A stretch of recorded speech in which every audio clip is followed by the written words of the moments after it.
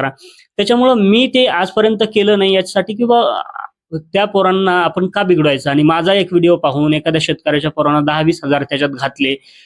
साहजिकच 10-20 हजार ही अमाऊंट शेती मातीतल्या किंवा साधारण परिस्थितीतल्या पोरासाठी खूप मोठी आहे. असे 10-10 हजार जर का 5-10 पोरांनी घातले किंवा 5-50 पोरांनी घातले तर ती खूप मोठी अमाऊंट होऊ शकते.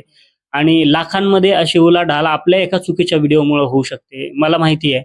आणि किंवा जसे आपण आपले स्वतःचे पैसे असल्यानंतर त्याला जपून म्हणा. आता मी ही साधी गोष्ट पाहिलेली की शेतकऱ्याच्या घरात ज्यावेळेला आई पैसे ठेवते ना, तिच्या नोटा कडक नसतात तिच्या पिशीतल्या, कधीच त्या कडक नसतात.